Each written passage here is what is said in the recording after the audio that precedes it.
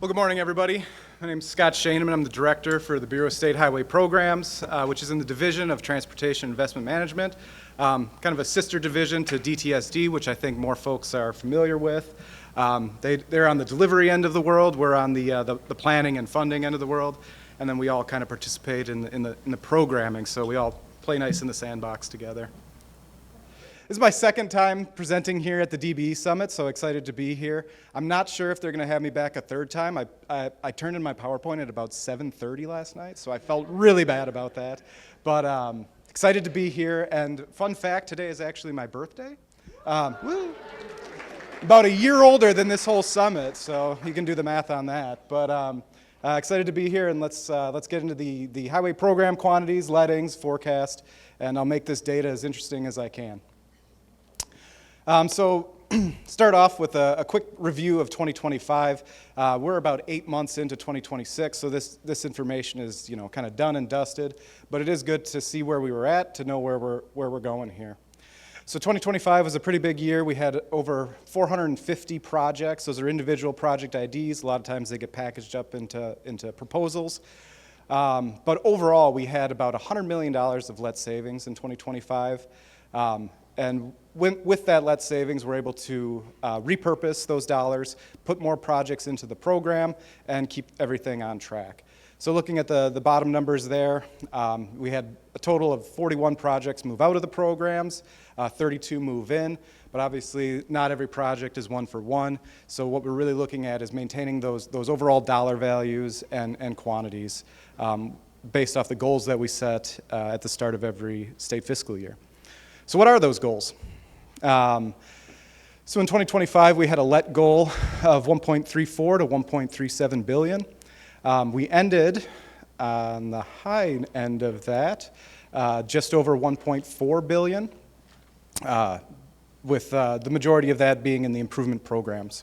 So exceeded our LET goal in 2025. So then looking at the quantities for that year, looking at the top row there, those were the goals that we had set forward at the beginning of the state fiscal year, and then the actuals in the row below that with the percent difference on that third row there.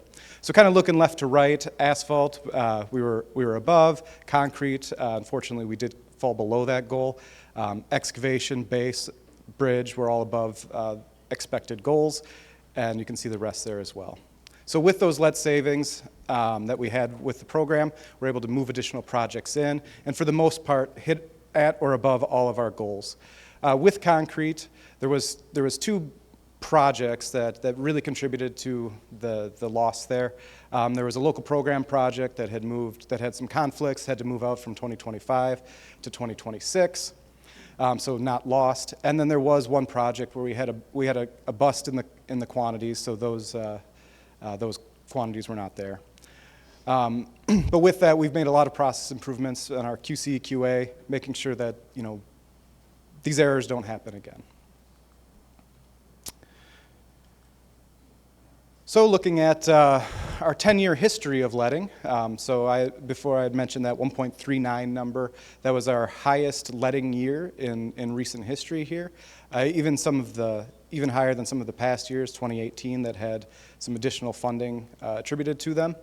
So with this chart, I really like to look at the light blue bars. We have some of these additional funding that comes in every now and again, but the light blue is kind of our core programs. And as you can see, from the 18, 19, 20 time period, and then we start to stair step up into 21, 22, and then we're maintaining this higher level for 23, 24, 25, which is great. It's great to see more dollars into the program, but we do also have to address the one thing that we can't escape, which is the clicker working. Did it die on me? I don't know. Do you want to move a slide? Uh-oh, I'm going to have to do this every time I want a slide move now. So the one thing that we can't avoid is inflation. So when we look at those dollars, yes, the dollars are going up, but during the same time period, we are also seeing periods of inflation. So this chart here looks at the construction cost index, which is posted out on the WisDOT website if you were to Google WisDOT CCI. You can see that going back to 2016, the index starts at 2010 at 100. As inflation accrues, we kind of add on to that. So the biggest peak you can see here is during that COVID time period, between 21 up to 23, where we saw the large increases in inflation. And then it cooled off a little bit, and 25 was kind of back to that high end. So when we overlay this index with those dollars, we kind of get the true, it worked. We kind of get the true value of our purchasing power, or our dollar. And so you can see those numbers kind of normalize throughout the decade here. So while 2025 was the highest dollar value in terms of actual dollars, when we take it with that inflation rate or that index, it kind of normalizes out. So if we were to, again, looking at those light blue bars, if we were to draw a line on the average, 2025 was probably at or slightly below that average point. And I make this point because we had a new budget that had occurred between 25 and 26, which has added additional funding to the program.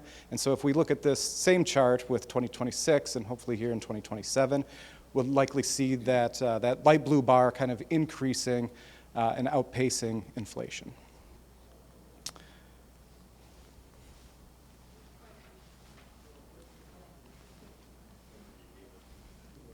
There we go, okay. Or you're doing it, I don't know which. So then looking at 2026, we're about 8 months into 2026 right now. The way that we started, see if that works. The way that we started, and there's some clicks on these, I apologize. So this one has about 3 clicks. So the way that the 2026 program started, we had the biennial budget go through. So we saw significant increases to a lot of our core highway programs. So the top one there being SHR, State Highway Rehabilitation. So our overlays, our resurfacing, our paver places. That program saw an increase of almost $390 million, or 17%. That was split over the biennium. So about 150 was in fiscal year 26, and the remainder being in 27. The Majors Highway Program, so these are our reconstructs, our modernizations. Those projects, or that increase was evenly split over the biennium, and that's really kept that program and those projects within that program, I-41, 51, Stoughton and McFarland, on track. And then we also had an increase in the Southeast Mega. Right now, that project is funding the I-94, that program is funding the I-94 East-West project, which I know is going to be talked about here in a little bit. And then lastly, in the budget, we had some general obligation bonding for design build program, so just over $90 million there. There is a pilot program to do design build. This funding covered the last 3 projects within that pilot program. So then, with all of these budget increases, what did 2026 look like? 2025, we ended at just over that $1.4 billion. In 2026, we have an estimated let goal range of 1.58 to 1.61, so almost $200 million more than 2025. And as we're 8 months into the fiscal year here, as we look to the future and look to see where 2026 might be ending, there's still a lot of projects ahead of us, at least 3 or 4 lettings here, but early indications show that we're going to be hitting within this goal range and likely towards the top end. And you can, next slide. Whew, okay, so then where do our quantities end up for 2026? So a lot of numbers on this one. Just looking at that top row, those are our quantity goals for 2026. So you can see them across the top there, 3.5 in asphalt, 2.4 in concrete, 4.7 excavation, and so on and so forth. And then below that, you can see the 5-year average and then the actuals below that. So looking at, where's 2026 compared to last year as well as that 5-year average, asphalt is down slightly. Concrete is up significantly when you're looking at the 5-year average, or 2025 in particular, which had a very low year. Excavation, slightly under, but in the same ballpark. Base, course, bridge, et cetera, are all kind of in that same area where they're slightly above or trending upwards. I think also important to note on this, as we wrap up, as we're getting close to the end of 2026, again, the crystal ball is still somewhat foggy as we do have lettings in front of us, but where we're ending 2026 is likely very close, if not exceeding most of these goals. Go next slide. So the other thing that we look at with the program is having a dynamic program. We're statutorily required to have 30% of our program as tagged as advanceable, which doesn't only help us when we have these budget increases, but it also is utilized throughout the year when we have projects that slide out for one reason or another. We have projects that can move in and backfill. And so as of July 1, back in 2025 is the snapshot date, we had plenty of projects on the shelf ready to go, which helped us when we got the budget increase on July 3rd, I believe, at 1 a.m. when it was signed. We were ready and able to move those projects forward, fill the programs, and keep things running. So I'd mentioned the majors program as well, or previously about the budget increases that it had gotten. As a whole, the majors program, again, it's our largest construction, reconstruction, expansion, modernization projects in the state. All of those projects need to go through the Transportation Projects Commission, or the TPC, which is a legislative body chaired by the governor, made up of 12 members and 13 citizen members, or 3 citizen members. Numbers are off. So in 2024, these top 2 bullets here, in 2024 we met with the TPC and they approved US 51 on the east side of Madison from Wisconsin 30 going north through East Wash and all the way up to the interstate.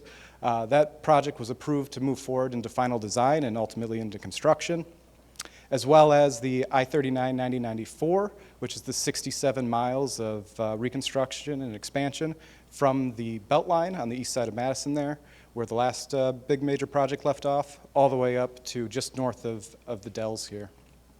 That project was recommended for enumeration by the TPC and then later enumerated into the 25-27 biennial budget, which allows us then to move into final design, which that team is actively working on right now, and ultimately into construction. And then this past year, December 2025, so not too long ago, we met with the TPC as well to talk about our US 53 and to recommend US 53 in Eau Claire for study, as well as I-94 in Waukesha County. Both of those projects were approved by the TPC and are moving forward into the study phase. All right. So flipping a little bit, this is the other side of the wall from me, but local programs had some significant continuations in the last biennial budget as well. So the LRIP and ARIP programs, these are not counted in those quantities and those dollars that I showed previously, but it is funding that comes to DOT that we put out through our programs. So the 2 programs here is the LRIP, the Local Roads Improvement Program, as well as the ARIP, which was new in the last biennial budget, the 23 to 25, and then continued here in the 25 to 27 budget. So the funding for that program remained the same at $150 million.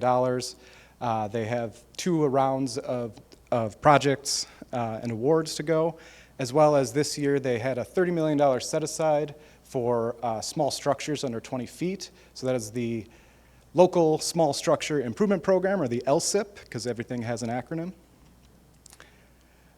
So a lot of this bid information is available up on our website. It's updated every Monday. The projects are required to notify us 7 days prior to publishing their bidding information. And if we flip to the next slide here, we can see a little bit of what that spreadsheet looked like for a half second. It has the project information, has links to the information, has contact info on it. There we go. And it's got the information there that's needed. And again, that's updated every Monday on our website under Doing Business, or you can look on the LRIP, ARIP under Related Information. So at this point, I've talked through a lot of program information, a lot of dollars, kind of a little bit of what, the programs and what we're doing. And so I want to take a little bit about the why. Why are we doing all of this? Obviously, it's to maintain our system conditions. But what are some of the metrics that we look at? What are the things? What means that we're successful? And I'd say the top bullet there. One of the things that we track is fatality reporting. The FARS report, it's available to anyone to get on that subscription list. It's pretty, we get a daily email that says, how many fatalities were there, where were they at, some basic information, and that's kind of sobering to see every now and again. Because I think everybody in this room probably knows somebody or knows someone who's been in a traffic incident. And it's tragic to see that happen, and that's one of our main goals is safety and driving those numbers down. Looking at where 2025 ended in terms of safety, there was approximately 540 fatalities on Wisconsin roadways, which is 540 too many. But that number is coming down.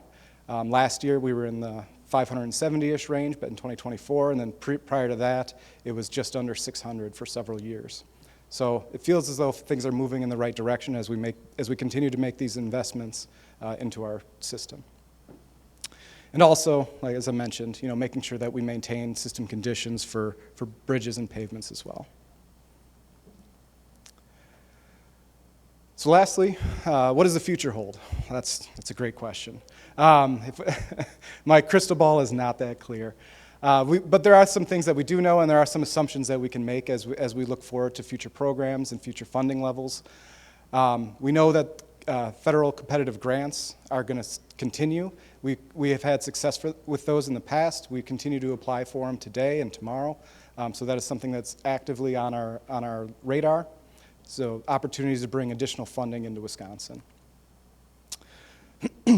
Federal fiscal year 26. Funding is now secured. If anybody recalls, we went through 2 government shutdowns. The one in October was quite a long time. The one in January was a blip on the radar comparatively. But after that, we now have a full appropriations bill. Our federal funding is secured for 2026. But we don't know what 2027 looks like. 2026 here is the end of IJA bill. So the legislature would need to come up with a new transportation bill starting in federal fiscal year 2027, which will hit on October 1st, presumably, if they get things out on time, or they'll have to have a continuation of the existing transportation bill, IJA. But whatever that ends up being, we have no idea. We can make some assumptions, but it could impact our state fiscal year 27 program levels based on if there's additional funding available, like what happened in Bill and IJA, where we were able to move some additional projects in, or if it unfortunately would go the other way and we'd have to make adjustments. We also have the uncertainty of the upcoming biennial budget. We do know that we'll have a new governor next year, one way or another. And so we don't exactly know what the new governor's priorities would be, but with the budget, we kind of assume that whatever the program levels were at in the past budget, that kind of carries forward. But that will, depending on what comes out of that budget, that will determine our program levels for state fiscal year 28 and 29. So with that, that's all I've got. Appreciate everybody's attention this morning, and appreciate the opportunity to come here and talk to you.